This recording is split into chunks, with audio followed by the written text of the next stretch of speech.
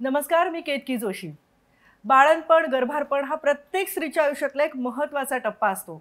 आपलं मूल सुदृढ असावं, चांगलं असावं असं प्रत्येकाला वाटतं, पण अनेकदा बाळाच्या जन्माच्या वेळेला त्याचं वजन कमी होतं आणि मग त्यामुळे पुढे जाऊन कुपोषण किंवा बुटकेपणा किंवा त्याच्याशी संबंधित अनेक समस्या निर्माण होतात। हे असं होऊ नये असं अनेकांना वाटत असतं आणि त्यासाठी खूप स्तरांवरून प्रयत्नही केले जात आहेत।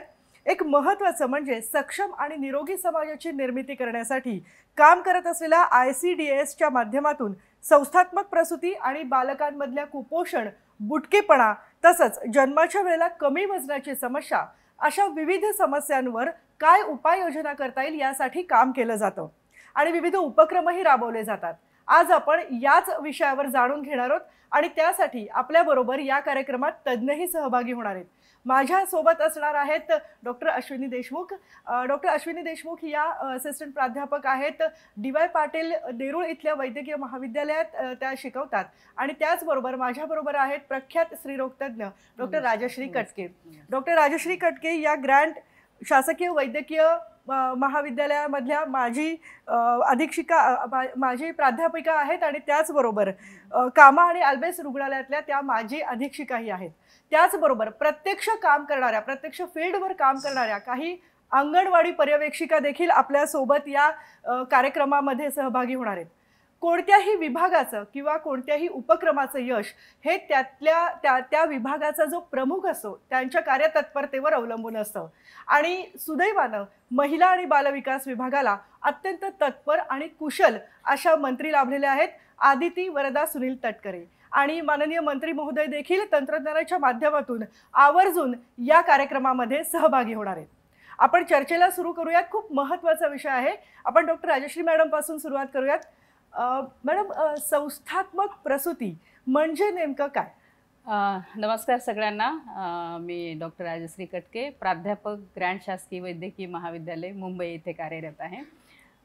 तर संस्थात्मक म्हणजे आरोग्य संस्था म्हणजे हॉस्पिटलमध्ये होणारी जी डिलिव्हरी आहे। जर आपण इतिहास बघितला की प्रसूती दरम्यान म्हणजे आपण असं म्हणतो की आईचा प्रसूतीनंतरचा होणारा हा दुसरा जन्म असतो आणि त्याप्रमाणे तिच्या आरोग्याची काळजी घेणं, जर आपण खूप अगोदर काळात जर बघितलं तर खूप दाई डिलिव्हरी कंडक्ट करत होत्या, त्याच्यानंतर खूप सारे आजार व्हायचे आणि त्याच्यामध्ये माता ह्या दगावून जायच्या। तर याच्यासाठी काहीतरी आपल्याला जर कंट्रोल करायचं असेल तर त्याच्यासाठी आपण प्रसूतीसाठी जी संस्थेमध्ये किंवा हॉस्पिटलमध्ये डिलिव्हरी करायला पाहिजे, तर हा एक तो त्याचा कन्सेप्ट आहे आणि हे अतिशय महत्त्वाचं आहे। जर आपल्या म्हणजे भारत देशाच्या शासनाने म्हणजे सार्वजनिक आरोग्य विभाग, मंत्रालय, फॅमिली वेलफेअर डिपार्टमेंट, दिल्ली महिला बाल कल्याण आणि त्याच्यानंतर वैद्यकीय शिक्षण आणि सामाजिक जे काही अवेअरनेस आहे, तर याच्यामधून हे इतके चांगले उपक्रम झालेले आहेत। जर आपण बघितलं की माता मृत्यू दर हा आपला 97वर आलाय की जो 113ला होता, म्हणजे आता 2020-22चं जर आपण बघितलं तर त्याचं जे आहे तर तो कमी कमी होत आहे। तर याचं श्रेय ह्याच्यासाठीच आहे की ह्या ज्या संस्थेमध्ये डिलिव्हरी होणं म्हणजे फक्त डिलिव्हरी व्हायची नाहीये, तर संस्थेमध्ये जेव्हा तिला गर्भधारणा होते तेव्हा तिचं नोंदणी करणं फार महत्त्वाचं आहे पहिल्या वेळेस, पहिल्या 3 महिन्यामध्ये। त्याच्यानंतर कमीत कमी त्याच्यामध्ये 4 व्हिजिट्स असणं फार गरजेचं आहे आणि त्याच्यामध्ये खरं तर पहिल्या 3 महिन्यामध्ये एक महिन्याला, त्याच्यानंतर 4 ते 7 महिन्यामध्ये एक महिन्यामध्ये आणि पुढचे 8 ते 9 म्हणजे महिन्याचा जो तिसरा काळ आहे तर त्याच्यामध्ये 15 दिवसाला तिने जाऊन डॉक्टरांना सांगितलं पाहिजे। आता हे का गरजेचं आहे तर बऱ्याच ज्या गोष्टी आहेत की ज्याच्यामध्ये गर्भधारणेमध्ये सुलभ गर्भधारणा 9 महिन्यापर्यंत जाणं आणि त्याच्यामध्ये प्रसूती होणं, तर याच्यासाठी जे टप्पे दिलेले आहेत तर तिची चाचणी होणं खूप गरजेचं आहे। ती चाचणी तेव्हाच होते जसं तिचं आपल्याला वजन वाढते का नाही ते बघावं लागतं किंवा अतिरिक्त वजन वाढतं का ते बघावं लागेल. समजा बीपीचा त्रास असेल किंवा तिला खूप सूज येत असेल तर खूप वजन वाढेल, तर ते पण आपल्याला कामाचं नाही आहे.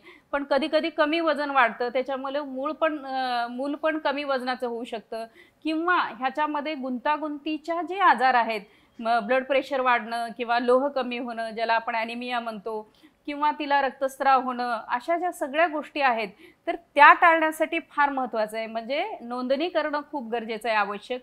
तिची तपासणी होणं गरजेचं आहे. पण एवढ्यावरच नाही, तर ही नोंदणी केल्यानंतर तपासणी होण्याकरता तिथं धोक्याच्या ज्या सूचना आहेत, जसं अंगावर सूज येणं, आपलं रक्त कमी होणं, रक्तस्राव जास्त होणं, तर ह्या सगळ्या काढून त्या नियमित त्याला उपचार करणं आणि मग ती 9 महिने संपूर्ण डिलिव्हरीसाठी ती प्रशस्त होणं आणि त्याच्यानंतर मग डिलिव्हरी ही सुलभ होण्यासाठी, म्हणजे कधी-कधी आता आपण बघितलं की प्रत्येक स्त्रियांचीच नॉर्मल होत नाही. असे 10-20% असतात की ज्याच्यामध्ये आपल्याला गरज लागते, सिझेरियन डिलिव्हरीची लागते किंवा एक्सपर्ट डॉक्टरांची ओपिनियन लागतात. तर हे आपल्याला कळण्यासाठी हे संस्था प्रसूती किंवा संस्थेमध्ये, आरोग्य संस्थेमध्ये तिची नोंदणी होऊन तिला 9 महिने ट्रीटमेंट मिळणं हे फार गरजेचं आहे. तर हा कन्सेप्ट आहे त्याच्यामागे. मॅडम, संस्थात्मक प्रसूती तुम्ही संकल्पना तर खूप छान समजावून yes. सांगितले, पण नाव नोंदणीपासून ते प्रसूतीपर्यंतचं ट्रॅकिंग यामध्ये होतं, त्यामुळे गोष्टी आणखी सुकर झाल्यात का? आणि कुपोषणासारखी जी समस्या आहे त्याच्यासाठी संस्थात्मक प्रसूतीचा कसा उपयोग होतो? कसं आहे की जेव्हा आपण पहिल्या 3 महिन्यामध्ये जे रजिस्ट्रेशन करतो, तर ती नोंदणी केल्यानंतर आपल्या लक्षात येतं की तिला म्हणजे तिला काही अडचणी असतील तर त्या अडचणी त्या दूर होण्यासाठी, तर पहिल्या 3 महिन्यामध्ये ज्या समस्या असतात की खूप उलटी होणं, अति उलटी होणं, त्याच्यानंतर ती न खाणं, चक्कर येणं, थकवा येणं, तर त्याच्यासाठी आपण त्यांना ट्रीटमेंट देऊ शकतो. त्याच्यानंतर 3 महिन्यानंतर जर आपण बघितलं की बाळाची वाढ होते आणि आईचं वजन पूर्ण 9 महिन्यामध्ये कमीत कमी 11 ते 12 किलो असं वजन वाढलं पाहिजे, की ज्याच्यामध्ये पहिल्या 3 महिन्यामध्ये ती खात नाही, उलट्या होतात म्हणून 1 ते 2 किलो, त्याच्यानंतर 3 किलो किंवा 3 ते 4 किलो असं, म्हणजे एक 10 ते 11 किलो वजन हे वाढलं पाहिजे. तर ह्याच्यामुळे काय होतं की बाळाची वाढ किती होते ते आपल्याला लक्षात येतं. त्याच्यानंतर नुसती नोंदणी होऊन उपयोगाची नाही, तर बेसिक जेव्हा पहिल्या वेळेस ती येते तेव्हा रक्ताची तपासणी करणं फार गरजेचं आहे. जसं ब्लड ग्रुप, आज आपण बघितलं जर आता आपण एक 20 वर्षापूर्वी जर पाहिलं, तर रक्तगट हा जर निगेटिव्ह असेल, तर रक्तगट निगेटिव्ह असल्यामुळं त्याला ते इंजेक्शन न मिळाल्यामुळे त्याच्यामुळे बऱ्याच बालकांचा मृत्यू व्हायचा आणि आईलाही त्याचा त्रास व्हायचा. तर आता जर आपण पाहतो की आपण इमिजिएटली त्याचा रक्तगट बघतो, निगेटिव्ह असेल तर त्यांना आपण इंजेक्शन देतो. तर तो हा असा फायदा आहे. दुसरी महत्त्वाची गोष्ट की त्याच्यामध्ये हिमोग्लोबिनचं प्रमाण किंवा लोहचं किती आहे. समजा ती पहिल्याच 3 महिन्यामध्ये आली आणि तिचं हिमोग्लोबिन 6 ग्रॅम आहे किंवा 4 ग्रॅम आहे, तर तुम्ही इमिजिएटली त्याला ट्रीटमेंट देऊ शकता. पण ती तशीच घरी राहिली तर त्याला आपल्याला काहीच करता येत नाही आणि मग अशा प्रकारे माता मृत्यू प्रकरण जास्त वाढतात. त्याच्यामुळे लघवीचा तपास होणं, लघवीमध्ये शुगरचं आणि प्रोटीनचं किंवा अल्ब्युमिनचं प्रमाण ते जास्त वाढलेलं आहे का ते बघणं ते फार गरजेचं आहे. ब्लड, त्याच्यानंतर मग काही इन्फेक्शन असतात की ज्याच्यामध्ये आता आपण HIV सारखे इन्फेक्शन आहेत, HBsAg सारखे आहेत, VDRL, अशा ज्या बेसिक तपासण्या असतात तर आपण त्या तपासण्या करतो. म्हणजे नुसती नोंदणी नाहीये, तर ह्या तपासण्या, आणि दर महिन्याला आपल्याला तिच्यामध्ये काही तिला वाढ होते का, तिच्या वजनात वाढ होते का, बाळ नीट वाढतं का, किंवा तिला कुठलं इन्फेक्शन आहे का, किंवा तिला अंगावर सूज आहे का, तिचं बीपी वाढलेलं आहे का, गुंतागुंताचे काही प्रश्न निर्माण होत आहेत. तर या सगळ्या कारणासाठी आपल्याला 9 महिने तिला तपासणं फार गरजेचं आहे आणि मग त्याच्यानंतर आपल्याला डिलिव्हरीसाठी मग तो आपण वेगळा म्हणजे त्याच्यामध्ये आपण तिची सगळ्यात महत्त्वाचं असं आहे की स्त्रियांची आपण जर बघितलं की आपल्या इथं ॲव्हरेज एक 5'1", 5'2" पर्यंत असतात, पण बऱ्याचशा स्त्रिया आपल्या 5 फूट किंवा त्याच्या खाली पण असतं. तर पहिल्यांदा जेव्हा आपण नोंदणीमध्ये घेतो तेव्हा वजन घेतो आणि आपल्याकडे जी उंची असते ती घेतो. आता समजा ज्याची 5 फुटाच्या खाली आहे, तर तिला जर डिलिव्हरी करायचं असेल तर तिची जी खालची जी जागा आहे ती जागेची तेवढी वाढ झालेली नसते किंवा ती जागा अपुरी पडते. त्यामुळे काय होतं की अशा वेळेस आपण तिला गुंतागुंतीच्या डिलिव्हरीमध्ये जाऊन त्याच्यामध्ये त्रास करून देण्यापेक्षा मग त्याच्यामध्ये आपण बघतो की ह्या मुलाला ही जागा जी खालची आहे ती डिलिव्हरीसाठी योग्य आहे का नाही किंवा ती पुरेशी आहे का नाही, आणि मग त्यामध्ये आपण इमिजिएट तसं आपण डिसिजन घेऊ शकतो की जेणेकरून आईलाही त्रास होणार नाही आणि बाळालाही त्रास होणार नाही. अगदी सविस्तर खूप छान समजावून सांगितलं मॅडम तुम्ही. मला अश्विनी मॅडमला विचारायचं आहे, मॅडम कमी वजनाचं बाळ अनेकदा ऐकलं जातं, तर नेमकं कमी वजनाचं बाळ जन्माला येतं म्हणजे काय आणि जन्मानंतर त्याची कशी काळजी घेतली जाते, ते कसं वाढवलं जातं? नमस्ते, मी डॉक्टर अश्विनी देशमुख. सगळ्यात पहिल्यांदा कमी वजनाचं बाळ म्हणजे काय, तर याचं कट ऑफ आहे 2.5 किलो. 2.5 किलोपेक्षा कमी जर असेल तर आपण त्या बाळाला म्हणतो कमी वजनाचं बाळ. तर कमी वजनाचं बाळ असणं डेफिनेटली चांगलं नाही. टोटल प्रेग्नन्सीचा जो कालावधी असतो तो 37 ते 40 आठवडे. 37 आठवडे पूर्ण झाल्यानंतर बाळ कधी पण झालं तर बाळ सुदृढ असण्याचे चान्सेस जास्त असतात.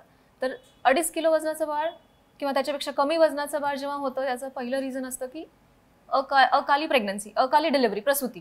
अकाली म्हणजे 37 आठवड्यांच्या आधी होणारी प्रसूती. त्याच्यानंतर असे बाळ होण्याचे आणखी बरेचसे रिझन्स असतात, बरेचसे कारणं असतात. आणखी महत्त्वाचं कारण म्हणजे जसं मॅडमनी हे केलं की आपल्या बऱ्याचशा ज्या महिला आहेत त्यांची जी उंची असते ती कमी असते. तर जेव्हा आई कमी हाईट असते, कमी बारीक असते आई, तेव्हा बाळ बारीक असण्याचे चान्सेस जास्त असतात. याचा अर्थ असा की आई आणि वडील त्यांचे जे काही अनुवंशिक गोष्टी असतात त्या पण येत असतात. तर कधी कधी आपण ह्या गोष्टी पण लक्षात घेतल्या पाहिजेत की 2.5 किलो वजनाचं बाळ नॉर्मल आहे की कमी आहे. तर त्याच्यासाठी बऱ्याचशा टेस्ट असतात, सोनोग्राफी, डॉपलर, आणि त्याच्यावरून आपण कन्क्लुजनला येऊ शकतो की ते बाळ नॉर्मल आहे की नाही आहे. आता 2.5 किलो वजनाचं बाळ, त्याच्यापेक्षा कमी वजनाचं बाळ जन्माला आल्यानंतर ते कमी वजनाचं आहे डेफिनेटली. त्याची काळजी कशी घ्यायची? असं जेव्हा बाळ असतं, सगळ्यात महत्त्वाची गोष्ट, प्रत्येक वेळी बाळाला काचेची पेटी लागते असं नाही. पण बाळाला हायपोथर्मिया म्हणजे बाळाचं जे तापमान असतं ते कधी कधी कमी जास्त होऊ शकतं. तर अशा बाळाला इन्क्युबेटर आणि याची गरज भासू शकते. त्याच्यानंतर अशा बाळाला सगळ्यात महत्त्वाची गोष्ट म्हणजे आईचं दूध, ज्याला म्हणतो आम्ही एक्सक्लुझिव्ह ब्रेस्ट फिडिंग. आईचं जे दूध असतं, स्तनपान, त्याच्यामध्ये बऱ्याचशा अँटीबॉडीज आणि सगळे विटामिन, सगळी जीवनसत्व जी त्या बाळाच्या वाढीसाठी पहिले 6 महिने लागतात, ती सगळी जीवनसत्व असतात. आणि ते आईचं दूध म्हणजे त्या बाळासाठी अमृत आहे. तर सगळ्यात महत्त्वाचं जेव्हा कमी वजनाचं बाळ असतं त्याच्यासाठी आईचं दूध. पण आईचं दूध येण्यासाठी आईचा आहार, प्रसूतीनंतर आईचा आहार पण समतोल पाहिजे.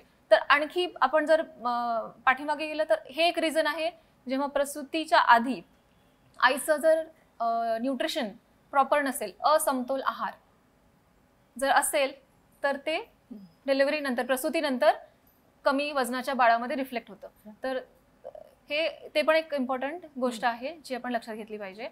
त्याच्यानंतर अशा बाळाला संसर्ग, इन्फेक्शन्स होण्याचे चान्सेस जास्त असतात. तर त्यासाठी आपण त्या बाळाची जास्त काळजी घेतो, बरोबर. आणि त्या बाळाला प्रत्येक प्रयत्न केला पाहिजे की त्या बाळाला त्या संसर्गापासून वाचवलं पाहिजे. आणि स्तनपान फ्रिक्वेन्सी म्हणजे प्रत्येक वेळी एका ह्याच्यामध्ये जास्त दूध आईला जर येत नसेल तर वारंवार, जसं की आपण म्हणतो 1 तास 2 तास, प्रत्येक 2-2 तासाला आईला आपण सूचना दिल्या पाहिजे की बाळाला स्तनपान दिलं पाहिजे, जेणेकरून बाळाचं वजन वाढेल, जे प्रसूतीच्या आधी कमी होतं, प्रसूती झाल्यानंतर कमी होतं आणि ते रिकवर झालं पाहिजे. यालाच लागून एक प्रश्न आहे, कुपोषण म्हणजे बाळ कमी वजनाचं जर जन्मला तर ते कुपोषण आणि बुटकेपणा याचा काय संबंध आहे आणि कसा? कुपोषण हा आजार नाहीये बेसिकली. तर कुपोषण म्हणजे काय आपल्याला सगळ्यांना माहिती आहे. कुपोषण म्हणजे असंतुलित, असमतोल आणि अयोग्य आहार, त्याच्यामुळे जी काही जीवनसत्व डेफिशियन्सी म्हणजे उणीव होते शरीरामध्ये, आणि त्याच्यामुळे जे काही शरीराची वाढ खुंटते ते म्हणजे कुपोषण. तर कुपोषण प्रथमतः आजार नाहीये. तर बुटकेपणा आणि कुपोषण आपण याला कसं कोरिलेट करू शकतो? जेव्हा जीवनसत्वांची उणीव होते शरीरामध्ये तेव्हा पूर्ण बॉडीवरती इफेक्ट होतो आणि त्याच्यामुळे तो बुटकेपणा असतो, बरोबर. तर हे कोरिलेशन असं आहे, जीवनसत्वांची आणि प्रथिनांची उणीव शरीरामध्ये.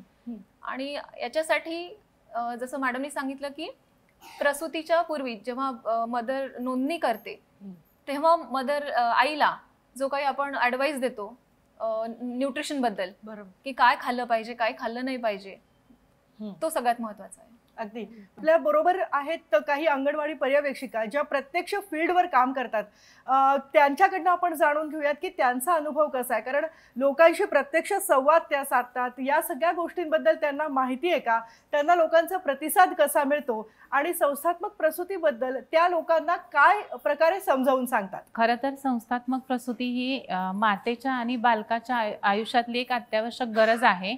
आणि जेव्हा आम्ही अंगणवाडी मार्फत आमच्या सेविका जेव्हा याच्यासाठी प्रयत्न करत असतात तेव्हा काही बरेचसे वेगवेगळी उदाहरणं आमच्या डोळ्यापुढे येत असतात, काही अडचणी येत असतात. जसं की संस्थात्मक प्रसूतीमध्ये येणारी अडचण म्हणजे गर्भधारणा ही त्या स्त्रीची किंवा त्या कुटुंबातली ही खूप वैयक्तिक आणि खाजगी बाब असते. त्यामुळे ती पटकन लगेचच शेअर केली जात नाही. तसंच त्या कुटुंबातलं वातावरण असेल, कुटुंबाची मानसिकता असेल, आर्थिक परिस्थिती असेल किंवा संस्थात्मक प्रसूतीविषयी त्यांच्या असलेल्या संकल्पना असतील, या सर्व बाबी त्याच्यामध्ये थोड्याशा अडचणीच्या ठरू शकतात. पण या सर्व अडचणींवर आमच्या सेविका आणि मदतनीस मात करतात आणि कार्यक्षेत्रामध्ये प्रत्येक गरोदर महिला ही जितक्या लवकर तिची संस्थेमध्ये नोंदणी होईल याच्याकडे त्या प्रकर्षाने लक्ष देत असतात आणि त्याच्यासाठी प्रयत्न करत असतात. कारण लवकरात लवकर गरोदर मातेची संस्थेमध्ये किंवा हॉस्पिटलमध्ये नोंदणी होणं हे खूप गरजेचं आहे. कारण लवकरात लवकर नोंदणी झाल्यानंतर ज्या आवश्यक आरोग्य सेवा आहेत, ज्या सुविधा आहेत त्या महिलांपर्यंत पोहोचण्यासाठी मदत होते आणि तिची पूर्ण गरोदरपणामधली जी देखभाल आहे ती अगदी योग्य पद्धतीने चालू होण्यास मदत होते. आणि जेव्हा संस्थात्मक प्रसूतीचा विषय येतो तेव्हा त्याच्यामध्ये इतर बाबींचाही समावेश होतो. जसं की कुटुंबाने हॉस्पिटलची केलेली निवड असेल किंवा कोणत्या हॉस्पिटलची निवड करायची आहे, त्याच्यासाठी काय पूर्वतयारी आवश्यक आहे त्या कुटुंबाला करण्याची, त्याच्यामध्ये वेगवेगळ्या बाबी येतात. ते म्हणजे हॉस्पिटलची निवड असेल, त्या कुटुंबाने केलेली आर्थिक व्यवस्था असेल किंवा इमर्जन्सीला काही अडचणी आला तर त्याच्यासाठी वाहनाची केलेली सोय असेल, या सर्व बाबींचा त्याच्यामध्ये समावेश होतो. आणि याच्यासाठी आमच्या सेविका त्या कुटुंबाला योग्य मार्गदर्शन करतात, जेणेकरून ते कुटुंब या सर्व बाबींची योग्य नियोजन करून ठेवेल, योग्य व्यवस्थापन करून ठेवेल. जेव्हा प्रसूतीच्या वेळी काही अडचणी आल्या तर असं हॉस्पिटल निवडलं जातं त्या कुटुंबाकडून की जिथे सर्व सुविधा इमर्जन्सीसाठीच्या उपलब्ध असतील, वाहनाची सोय केलेली असेल. आणि ह्या छोट्या छोट्या गोष्टी आहेत खूप, पण त्या क्षणाला त्या खूप महत्त्वाच्या आहेत. आणि या छोट्या छोट्या गोष्टींमध्ये सेविकांकडून खूप लक्ष दिलं जातं आणि संस्थात्मक प्रसूतीसाठी प्रयत्न केले जातात. तसंच अंगणवाडी मार्फत दर महिन्याला सामुदायिक विकास कार्यक्रमाचं आयोजन केलं जातं. त्याच्यामध्ये मातांनी लवकरात लवकर नाव नोंदणी करावी याच्यासाठी त्यांना प्रोत्साहित केलं जातं. आणि गरोदर मातेची नोंदणी हा उपक्रम देखील अंगणवाडीमध्ये राबवला जातो, जेणेकरून कुटुंबाने लवकरात लवकर गर्भधारणेची नोंद करावी. हा एक महत्त्वाचा मुद्दा आहे त्याच्यामध्ये. आणि संस्थात्मक प्रसूती हा कुपोषण मुक्त समाज किंवा कुपोषण मुक्त महाराष्ट्रात कडे वाटचाल करण्याचं पहिलं पाऊल ठरेल असं मला वाटतं. माझं नाव सुखदा अभय पाराशरे, पर्यवेक्षिका, इगतपुरी प्रकल्प, धामणगाव बीड. माझ्याकडे एकूण 51 अंगणवाड्या आहेत सध्या. तर आम्ही अंगणवाडीमध्ये अर्ली रजिस्ट्रेशन करतो, त्यामध्ये 12 आठवड्याच्या आत गरोदर मातेची नोंदणी करतो. गरोदर मातेची नोंदणी झाल्यानंतर मी सगळ्या अंगणवाडी सेविकांना सूचना केलेली आहे आणि त्यांना आम्ही कंटिन्यू मार्गदर्शन करतो की अर्ली रजिस्ट्रेशन झाल्यानंतर लगेचच आपल्याला अंगणवाडीच्या ज्या सेवा आहेत त्या देणं सुरुवात करायची आहे. तर त्याच्यामध्ये महत्त्वाची आमची योजना आहे की अमृत आहार. तर पेसा क्षेत्रामध्ये माझ्याकडे एकूण 15 अंगणवाड्या आहेत, ज्याच्यामध्ये आम्ही अमृत आहार योजना ही राबवत असतो, ज्याच्यामध्ये गरोदर मातेला आम्ही चौरस आहाराचं मार्गदर्शन करतो आणि अंगणवाडीमध्ये एक वेळचं जेवणही देतो. याच्यासाठी शासनामार्फत 45 रुपयांची तरतूद केलेली आहे. याच्यामध्ये गरोदर मातेला वरण, भात, भाजी, पोळी आणि एक शेंगादाण्याचा लाडू, केळ किंवा जर ती नॉनव्हेज खात असेल तर अंड असा चौरस आहार दिला जातो. या आहारामध्ये मधून तिला आम्ही एकत्र गरोदर माता एकत्र येतात आणि जेवण करतात. कधी कधी गरोदर माता त्यांच्यासोबत येताना भाजी पण घेऊन येतात, जी एकमेकांमध्ये शेअर होते आणि हसत खेळत आनंदाने जेवणही होतं. ही एक शासनाची खूप चांगली योजना आम्ही अंगणवाडीत राबवत असतो. त्याचबरोबर आम्ही गरोदर मातेंच्या सगळ्या तपासण्या व्यवस्थित 4 तपासण्या असतात त्या होत आहेत की नाही त्या बघतो. गृहभेटीच्या माध्यमातून ANM, आशा, अंगणवाडी सेविका आणि मी स्वतः आम्ही गृहभेट देतो. गरोदर मातांना गृहभेटीतून मार्गदर्शन करतो. जर गरोदर मातेला काही अडचण असेल, तिच्या पायावर सूज असेल, तर वेळोवेळी आम्ही त्यांना संदर्भ सेवा देखील देतो. गरोदर मातांच्या वजनाची वाढ व्यवस्थित होते आहे की नाही यासाठी अंगणवाडी सेविका दर महिन्याला त्यांचं वजन घेत असतात. तर वजन सुरुवातीला कमी वाढत असतं कारण सुरुवातीला त्यांना उलट्या, मळमळ होत असते. पण शेवटचे जे 7, 8 आणि 9 या 3 महिन्यांमध्ये गरोदर मातेचे साधारण 1.5 ते 2 किलो वजन वाढणं अपेक्षित आहे. यासाठी आम्ही प्रामुख्याने विशेष काळजी घेतो. तर ज्याच्यामध्ये आम्ही -9 to 24 मंथ म्हणजे गरोदरपणाचे 9 महिने आणि बाळ 2 वर्षाचं पूर्ण होईपर्यंत विशेष आम्ही लक्ष देतो. त्याच्यामध्ये बाळा म्हणजे गरोदर मातेची नोंदणी, तिचं व्यवस्थित लसीकरण, तिची वजन वाढ, गरोदर मातेचं संस्थात्मक प्रसूती झाल्यानंतर अर्ध्या तासाच्या आत स्तनपान आणि 6 महिने निव्वळ प्रभावी स्तनपान होतं आहे. याच्यासाठी आम्ही प्रामुख्याने काळजी घेतो, गृहभेट देतो आणि जर कुठे अडचण असेल तर संदर्भ सेवा देखील देतो. याच्यासाठी आशा आणि ANM अगदी तत्परतेने काम करत असतात. आम्ही कंटिन्यू आशा आणि अंगणवाडी सेविकांना मार्गदर्शन करत असतो. त्यांच्या मीटिंग्स आमच्याकडे एकत्र PHC लेवलवरती होतात आणि जिच्यामध्ये काही गरोदर माता असतात की ज्यांना काही कॉम्प्लिकेशन्स आहेत, कधी जुळे अपत्य असतात. आता आमच्याकडे एक तिळं अपत्य पण जन्माला आलं, 3 बाळं एका वेळी जन्माला आले आणि अगदी सुखरूप प्रसूती झाली आणि बाळंही व्यवस्थित आहेत. अशा काही जर कॉम्प्लिकेटेड केसेस असतील तर त्यासुद्धा आम्ही आमच्या वरिष्ठ डॉक्टरांना तिथल्या तिथे डिस्कस होतात आणि त्याच्यावरती संदर्भ सेवा देखील दिली जाते. आमच्याकडे गरोदर मातांना व्यवस्थित सेवा दिल्या जातात.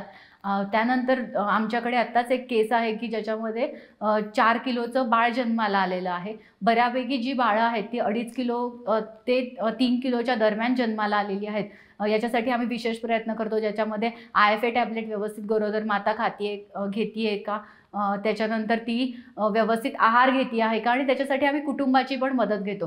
तर त्याच्यासाठी तिची सासू, तिचे मिस्टर या सगळ्यांना सुद्धा आम्ही गरोदर माता कशी आनंदी राहील आणि तिचं व्यवस्थित पोषण कसं होईल यासाठी प्रयत्न करत असतो. नमस्कार, मी सविता सांगळे, ICDS पर्यवेक्षिका, रायगड जिल्हा परिषद, पनवेल ग्रामीण प्रकल्प.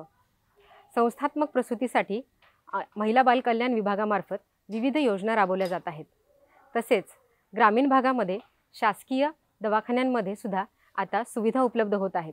तसेच डॉक्टर आणि इतर कर्मचारीसुद्धा निवासी राहत असल्याकारणाने महिलांना आता दवाखान्यामध्ये प्रसूती करण्यासंदर्भात काही अडचण येत नाही आणि त्यासाठी त्या निर्धास्तपणे दवाखान्यामध्ये जाऊन डिलिव्हरी करण्यासाठी तयार होत आहेत. तसेच अंगणवाडी ताईंकडनं जनजागृती केली जात आहे. तसेच महिलांना याबद्दल माहिती दिली जात आहे की दवाखान्यामध्ये प्रसूती करणं हे त्यांच्यासाठी आणि त्यांच्या बाळासाठी किती लाभदायक आहे. कारण घरी जर का प्रसूती केली तर गुंतागुंतीची जेव्हा स्थिती येते तेव्हा मातामृत्यू किंवा बालमृत्यू होण्याची भीती असते.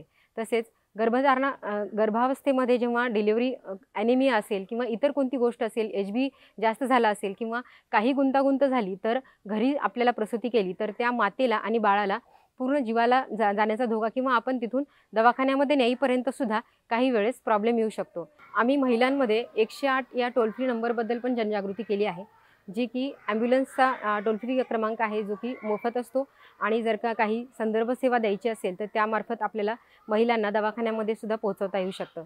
तर ग्रामीण भागामध्ये खूप प्रमाण वाढलं आहे संस्थात्मक प्रसूतीसाठी. आम्ही घरी प्रसूतीसाठी महिलांना ज्या गोष्टीबद्दल सांगितलं आहे त्यामुळे त्या महिला आणि त्यासोबतच त्यांच्या घरातील जी लोकं आहेत त्यांनासुद्धा याबद्दल आम्ही जाणीव जागृती करून दिलेली आहे. त्यामुळे महिलांचे प्रमाण प्रसूतीचे दवाखान्यामध्ये वाढले आहे आणि असे 100% होण्यासाठी आम्ही सर्वजण प्रयत्नशील आहोत. ते आपण आता वळणार आहोत माननीय मंत्री महोदया आदिती तटकरे यांच्याकडे. त्या प्रत्यक्ष फील्डवर जाऊनही अनेकदा प्रश्नांची सोडवणूक करत असतात, प्रश्न समजून घेत असतात. त्यामुळे त्यांच्याकडनं देखील आपण काही या विषयावरची अनमोल माहिती घेणार आहोत. एक महत्त्वाचं म्हणजे कुपोषण किंवा बुटकेपणा कमी करण्यासाठी तुमच्या विभागाकडनं अनेक उपाययोजना राबवण्यात येत आहेत आणि त्याबद्दलची माहिती आम्हाला तुमच्याकडून घ्यायला आवडेल. महिला व बालविकास विभागाअंतर्गत कुपोषण असेल किंवा लहान मुलांचं संगोपन असेल यावर अधिक भर विभाग म्हणून देण्याचा आम्ही प्रयत्न करतो. खासकर कुपोषणासाठी कुपोषणमुक्त महाराष्ट्र करण्याचं उद्दिष्ट विभाग हे समोर ठेवत असताना त्यांना वेगवेगळ्या योजनांचा लाभ असेल, ॲडिशनल न्यूट्रिशन व्हॅल्यूचं फूड असेल, पोषण आहार असेल, सुखा आहार असेल, म्हणजे THR असेल किंवा घरपोच शिजवलेला आहार असेल, ह्या सगळ्या गोष्टीकडे अधिक प्राधान्य दिलं जातं.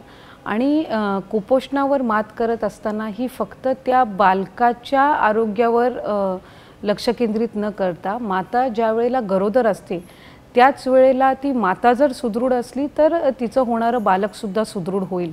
त्याच्यामुळे कुपोषण हा फक्त ते बालक जन्माला आल्यानंतर त्या बालकाशी निगडीत फक्त मर्यादित विषय नसून आईचं आरोग्य हेही तितकंच महत्त्वाचं आहे. त्याच्यामुळे आई गरोदर असताना त्या 9 महिन्यामध्ये तिचा आहार, तिच्या अवतीभोवतीचं वातावरण हेही तितकंच महत्त्वाचं असतं. आणि म्हणूनच अंगणवाडी सेविका आणि मदतनीस यांच्या माध्यमातून त्यांना गरोदर झाल्याच्या पहिल्या महिन्यापासूनच आहारासंदर्भातली माहिती, त्याचबरोबर गरोदरपणामध्ये काय गोष्टी केल्या पाहिजेत, काही नाही केल्या पाहिजेत, इन्स्टिट्यूशनल डिलिव्हरी म्हणजे संस्थात्मक प्रसूतीची माहिती, त्याचबरोबर बाळ जन्माला आल्यानंतर आईच्या दुधाचं महत्त्व, ह्या सगळ्या गोष्टी या त्यांच्यापर्यंत पोचवण्यासाठी महिला व बालविकास विभाग, आरोग्य विभाग आणि शालेय विभागासोबत संलग्न राहून काम करण्याचा प्रयत्न करतो. आणि म्हणूनच कुपोषणमुक्त महाराष्ट्र करणं हे एक उद्दिष्ट महिला व बालविकास अधिक प्रमाणामध्ये राबवण्याचा प्रयत्न करत आहे. महिला आणि बालविकास विभाग अत्यंत चांगल्या अशा उपाययोजना राबवत आहेत आणि त्या लोकांपर्यंत पोहोचवण्याचा प्रयत्न देखील केला जातोय. पण संस्थात्मक प्रसूतीच्या आग्रहामुळे गरोदर असण्यापासून प्रसूती दरम्यान ते त्यानंतर होत असलेल्या धोक्यांपासून बचाव करता येणं मात्र शक्य झालंय. ही खूप महत्त्वाची बाब आहे आणि यामध्ये लोकांचा सहभाग वाढावा म्हणून वारंवार प्रयत्न केले जात आहेत. हे प्रयत्न कशा प्रकारचे आहेत? खरं तर गरोदर मातांचं एकंदर आरोग्य असेल किंवा प्रसूती संस्थात्मक प्रसूती वाढावी, त्याचबरोबर त्यांना चांगल्या पद्धतीनं त्यांच्या बालकांना संगोपन करता यावं, या दृष्टिकोनातून महिला व बालविकास विभाग, आरोग्य विभाग संलग्न राहून अशा अनेक योजना आहेत. खासकर राष्ट्रीय ग्रामीण आरोग्य योजना असेल, त्याचबरोबर आपली जननी सुरक्षा योजना असेल, ह्या योजना अतिशय चांगल्या पद्धतीनं ग्रामीण भागामध्ये राबवणं महिला व बालविकास विभाग आणि आरोग्य विभाग, शालेय शिक्षण विभाग यांनी एकमेकांसोबत समन्वय साधून काम करणं, ह्या गोष्टीकडे अधिक भर देण्याचा आमचा प्रयत्न आहे. त्याचबरोबर ग्रामीण रुग्णालय, शासकीय रुग्णालय याच्यामध्ये चाइल्ड फ्रेंडली वातावरण तयार करणं. साधारणपणे प्रसूती ज्या वेळेला एका महिलेची होते त्यावेळेला किमान 24 तास म्हणजे बाळाला पहिलं दूध जिथपर्यंत ती माता ही देत नाही तिथपर्यंत तिचा डिस्चार्ज म्हणजे तिला प्रसूतीला ॲडमिट केल्यापासून तिचा डिस्चार्ज हा जो कालावधी आहे याच्यामध्ये कुठे ना कुठेतरी ग्रामीण रुग्णालय असतील आणि आपल्या ज्या ग्रामीण सुविधा आहेत, प्राथमिक आरोग्य केंद्र आहेत, या सगळ्या ह्याच्यामध्ये त्या गोष्टींवर भर देण्याच्या दृष्टिकोनातून आम्ही अधिकाधिक कार्यरत राहण्याचा प्रयत्न करतोय. त्याच्यामुळे महिलांचं आरोग्य हे महिला व बालविकास विभाग आणि त्याचबरोबर आरोग्य विभाग हे ज्या वेळेला एकत्रितपणाने त्यासाठी प्रयत्न करतील त्याच वेळेला आपण इन्स्टिट्यूशनल डिलिव्हरी म्हणजे संस्थात्मक प्रसूती जी आहे ही अधिकाधिक त्याला वाढवू शकणार आहोत. आणि म्हणूनच या सर्व ज्या योजना आहेत राज्याच्या आणि केंद्र शासनाच्या या काटेकोरपणे राबवण्याचा विभागाचा प्रयत्न आहे. धन्यवाद आदितीजी. खूप कुशल आणि अत्यंत जाणीवपूर्वक संवेदनशीलपणे लक्ष देणाऱ्या मंत्री महोदयांनी आपल्याला आपल्या प्रश्नांची उत्तरं दिलेली आहेत आणि कशा प्रकारे महिला बालविकास विभाग या प्रश्नामध्ये काम करतोय हे आपल्याला दिसून आलंय. मला डॉक्टर राजश्री यांना प्रश्न विचारायचा आहे. मॅडम, रोज तुम्ही अशा असंख्य केसेस बघत असाल की ज्या वेळेला प्रसूतीच्या वेळेला अडचणी येतात किंवा कुपोषणाच्या समस्या उद्भवतात, संस्थात्मक प्रसूतीचं प्रमाण वाढत चाललंय का आणि त्याचा नेमका काय प्रभाव तुम्हाला दिसतोय? हो, अतिशय चांगला प्रश्न आहे हा. खरं तर संस्थात्मक प्रसूती म्हणजे आजकाल खूप सामाजिक त्याचं अवेअरनेस झालेलं आहे की म्हणजे आज आपण बघितलं की ग्रामीण भागामध्ये आपल्या आशा वर्कर्स आहेत, अंगणवाडी सेविका आहेत आणि खालच्या म्हणजे सब सेंटरपासून ते सेंटरपर्यंत गावाच्या गावामध्ये जाऊन कम्युनिटी बेस्ड फॅसिलिटी आपण ज्याला म्हणतो की म्हणजे त्या स्वतः जातात, घरामध्ये बघतात, त्यांचं ते प्रेग्नंट कोणी आहे का, त्याच्यानंतर त्यांना काही त्रास होतो का. तर हा एक फार महत्त्वाचा आहे. कारण कसं आहे की आपल्याकडे सगळं आहे, आपल्याकडे हॉस्पिटल्स आहेत, पण त्यांना कळलं पाहिजे की जे खालच्या म्हणजे तळागाळातल्या जे लोक आहेत किंवा रिमोट प्लेसेसमध्ये आहेत तर त्यांना हे माहिती देणं आपल्या आशा वर्कर्स खूप चांगल्या पद्धतीने करतात. मग ते सब सेंटर असेल, PSC असेल, मग त्याच्यानंतर ज्या गुंतागुंतीच्या ज्या केसेस आहेत तर त्या ते पुढे RHला पाठवतात. तर ते आपलं राष्ट्रीय ग्रामीण आरोग्य अभियान ज्याला आपण NRH म्हणतो, म्हणजे गव्हर्नमेंट ऑफ इंडियाने अतिशय चांगल्या पद्धतीने ते राबवण्यात आलेलं आहे. आज जर आपण इफेक्ट बघतो, जर म्हणजे माताचा जो मृत्यूदर कमी झालेला आहे आणि बाल मृत्यूदर पण जो कमी होतो की त्याचा इम्पॅक्ट खूप महत्त्वाचा आहे. पण याच्याही पुढं जाऊन आपल्याकडे जननी सुरक्षा योजना, जननी शिशु सुरक्षा योजना ह्या अतिशय चांगल्या योजना आहेत. आणि सगळ्यात महत्त्वाचं जे आहे की जेव्हा गर्भधारणा होते अगोदर आपण की म्हणजे जोखमीच्या डिलिव्हरीकडे आपण हॉस्पिटलला जायचो, पण आता इतका अवेअरनेस झालेला आहे की गर्भधारणा होण्यापूर्वी आपल्याकडे लोक येतात आणि विचारतात की आमचं सगळं आरोग्य चांगलं आहे का. तर सगळ्यात महत्त्वाचं मला इथं सांगू इच्छिते की ज्या तरुण मुली आहेत किंवा मुलं आहेत की त्यांनी आपलं आरोग्य जपलं पाहिजे. ते सक्षम स्नायू आणि सगळं व्यवस्थित जर समजा असेल आणि त्यांना कुठले आजार जरी असतील, जर समजा आजकाल डायबिटीस बैठे काम आहे, स्थूलपणा आहे किंवा खूप स्ट्रेस आहे असं, तर त्या सगळ्या ह्याच्यामध्ये जर काही BP असेल, डायबिटीस असेल तर त्याची ट्रीटमेंट घेऊन मग तुम्ही प्लॅन करू शकता प्रेग्नन्सी. ते एक महत्त्वाचं आहे. दुसरं जे महत्त्वाचं आहे की याच्यानंतर आपण आता सगळ्या टेस्ट पाहिल्या, पण आहाराच्या ह्याच्यामध्ये जे आपण म्हणतो गरोदर स्त्रियांसाठी की आपलं संतुलित आहारामध्ये त्याच्यामध्ये एक जर आपण ताट घेतलं तर त्या ताटामध्ये जवळजवळ 50% तरी प्रथिने पाहिजेत, त्याच्यानंतर कार्बोहायड्रेट पाहिजेत आणि पिष्टमय पदार्थ, त्याच्यानंतर दूध, ताक, त्याच्यानंतर अंडी, कोणी मांसाहारी असेल तर त्या गोष्टी. पण सगळ्यात महत्त्वाचं जे आहे लोहयुक्त पदार्थ असणं खूप गरजेचं आहे. म्हणजे हिरव्या पालेभाज्या, पालक आहे, मेथी आहे, त्याच्यानंतर गाजर आहे, बीटरूट आहे, तुम्ही डेट्स खजूर खाऊ शकत असाल तर ते खजूर आहे. त्याच्यामध्ये सीझनमध्ये येणाऱ्या सर्व पालेभाज्या आणि सर्व फळं तुम्हाला शक्य असेल तेवढं आपण ते खाल्लं पाहिजे. ही झाली आपली एक शारीरिक. पण त्याच्याबरोबर शारीरिक अवस्थेबरोबर मानसिक अवस्था चांगली असणं फार गरजेचं आहे की ज्याच्यामध्ये आज आपण पाहतो की म्हणजे ताणतणावाचं. त्याच्यामुळे मला असं वाटतं की याच्यात मी सांगू इच्छिते की जेव्हा आई म्हणजे ती माता प्रेग्नंट असते तेव्हा घरातलं वातावरण अतिशय शांत, चांगलं, आल्हाददायी असलं पाहिजे. तिचं मन आनंदी असलं पाहिजे. तिने तिचे छंद जोपासले पाहिजेत. तिला जे चांगलं वाचता येतं ते तिने वाचलं पाहिजे. जर आपण बघितलं महाभारतामध्ये तरी अभिमन्यूला म्हणजे आपल्याला ते वैज्ञानिक आता पण गर्भसंस्कार आपण ज्याला म्हणतो तर ह्या सगळ्या गोष्टी पण फार गरजेच्या आहेत की म्हणजे फार स्पेशल करण्याची गरज नाही आहे. पण तुम्हाला जे आवडतं आहे ते पुस्तकं वाचा, धार्मिक ग्रंथ वाचा, तुमचे छंद जोपासा, तुमचं मन प्रफुल्लित ठेवा. कारण जेव्हा ती माता बनते तेव्हा ती एकटी नसते, तर तिच्या उदरामध्ये, तिच्या गर्भाशयामध्ये एक बाळ वाढत असतं. त्याच्यामुळे आपल्या सगळ्यांची जबाबदारी असते. जशी सामाजिक जबाबदारी आहे की तिला सगळ्या सोयी देणं, तसं कुटुंबामध्ये पण जबाबदारी आहे की तिच्याकडे तिच्या पतीने लक्ष देणं, घरातल्या मेंबर्सनी लक्ष देणं. आणि हे सगळं होत करत मग तिचं जे शारीरिक आणि मानसिक जे आरोग्य आहे तर ते आरोग्य खूप चांगलं झालं की मग ती तिथपर्यंत जाते. आता उरला प्रश्न तो 9 महिने चांगले झालेले आहेत. याच्यामध्ये सोनोग्राफीचाही फार चांगला रोल आहे. विज्ञान बघा, विज्ञानामध्ये बरेच जे शोध लागलेले आहेत त्याचा योग्य तो वापर केल्यानंतर आपल्याला फार चांगले फायदे होतात. जसं आपण बघितलं की अगोदरच्या काळात बरेच मुलं व्यंग जन्माला यायचे, पण ते आजच्या काळामध्ये होत नाहीत. कारण ते आपण सोनोग्राफीने ते व्यंगता असेल तर त्याच्यामध्ये हृदयाची असेल, किडनीची असेल किंवा पाठीची असेल, मेंदूची असेल, म्हणजे अशा असंख्य आहेत. तर त्या असल्या तर आपल्याला सगळ्यात चांगल्या पद्धतीने ते कळता येतं. मग त्या आईला अधिकार असतो की ते हे मूल आपल्याला वाढवता येतं किंवा ते राहील किंवा नाही राहील. तर हा एक फार चांगला विज्ञानाचा आपल्याला म्हणजे मदत झालेली आहे, शोध झालेली आहे. आणि सरकार प्रत्येक वेळेस याच्यामध्ये ना खूप चांगले चांगले प्रोग्राम्स आहेत आपल्याकडे. जसं आपण ॲनिमियाचं प्रिव्हेन्शनसाठी म्हणतो, लोहयुक्त. जर आपण सरकारी दवाखान्यात जर बघितलं तर त्याच्यामध्ये आपल्याकडे सगळीकडे की आपल्या लोहयुक्त गोळ्या आहेत, त्याच्यानंतर फोलिक ॲसिडच्या गोळ्या आहेत, त्याच्यानंतर तिला डिवर्मिंग होऊ नये म्हणजे वर्म्स इन्फेस्टेशन त्याला काय म्हणतात, जंतू पोटामध्ये कृमी वगैरे असं होऊ नये म्हणून त्याच्यासाठी पण गोळ्या आहेत. म्हणजे इतक्या सगळ्या सुविधा दिलेल्या आहेत आणि या सगळ्यांचा परिणाम म्हणून की आपल्याकडे बऱ्याच वेळेस आता याचं प्रमाण खूप वाढलेलं आहे.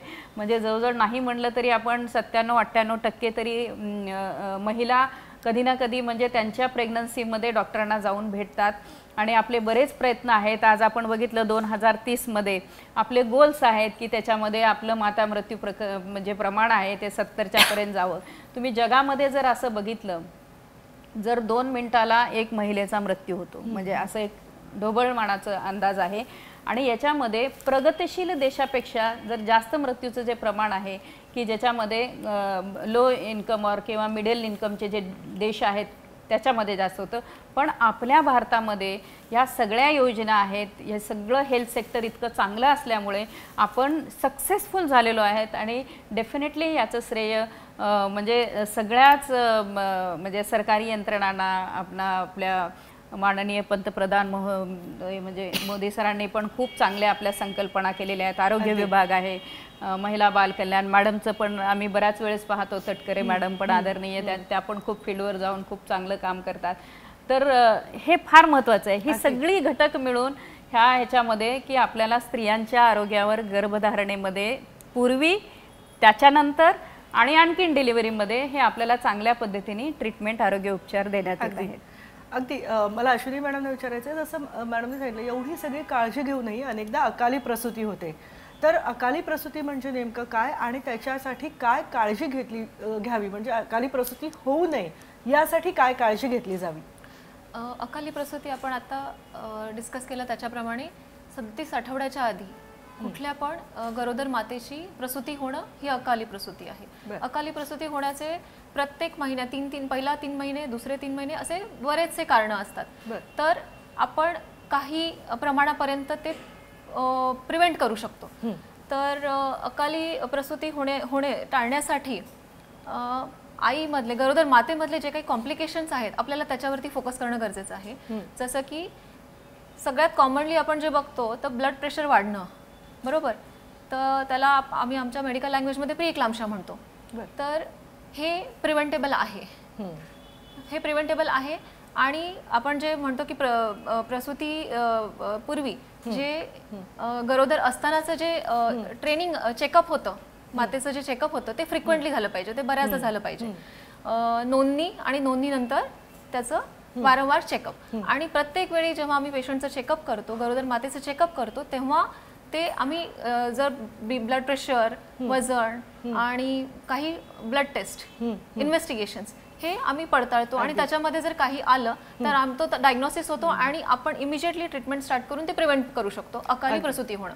जसं सगळे गरोदर मातेमधले मेडिकल डिसीजेस, जसं डायबिटीज असणं, गरोदरपणात उद्भवणारा डायबिटीज, गरोदरपणात उद्भवणारं ब्लड प्रेशर, हे प्रिव्हेंटेबल आहे.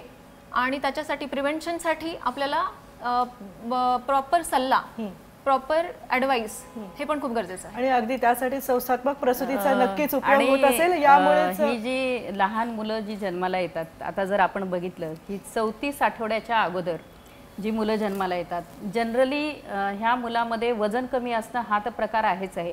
पण ते जन्मल्यानंतर ते जे फुफ्फुसानंतर जे त्याचं श्वसन सुरू होतं तर त्याचा जास्त प्रॉब्लेम असतो. कारण कसं आहे, सर्फॅक्टंट नावाचं एक आपल्या फुफ्फुसामध्ये एक हे असतं, तर त्याच्यामुळे श्वासोश्वास बाळ जेव्हा जन्मतं तेव्हा स्वतः श्वासोश्वास घेऊन स्वतःचं जीवन सुरू करणं याला आपण म्हणतो सक्षमता त्याच्यामध्ये, बरोबर आहे. तर ही जी आहे 34 आठवड्यापर्यंत ती कंप्लीट होते. पण जर आपण बघितलं आजकाल आपले नवजात शिशु विभाग हे खूप चांगले झालेले आहेत. तर जवळजवळ 28 आठवड्यापासून ते 32 आठवड्यापर्यंत पण आपण डिलिव्हरी झाली तर ती मुलं वाचतात बेसिकली. पण ह्या मुलामध्ये काय प्रॉब्लेम असतो की त्यांना श्वसनाचे त्रास होतात.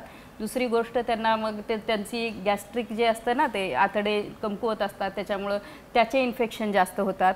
आणि तिसरं महत्त्वाचं म्हणजे की त्यांची शुगर कमी होते, त्याला आम्ही हायपोग्लायसिया म्हणते, कॅल्शियमचं प्रमाण कमी होतं किंवा हायपोथर्मिया होतो.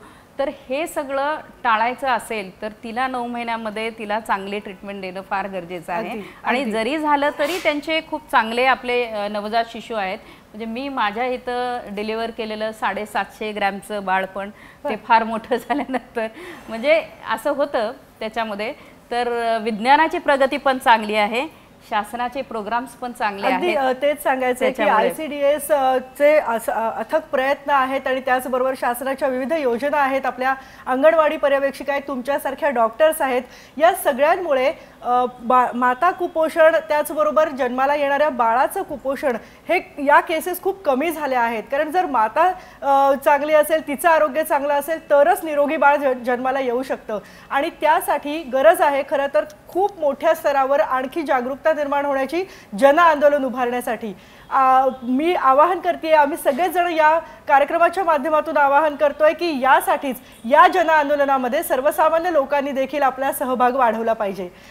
धन्यवाद मॅडम तुमच्या दोघींचेही, कारण खूप महत्त्वाच्या प्रश्नावर या दोघींनी आपला अनमोल वेळ देऊन महत्त्वाची माहिती दिली आहे. या कार्यक्रमात आपण इथेच थांबतोय, पण या विषयावर विचार करायला मात्र तुम्ही नक्की विसरू नका.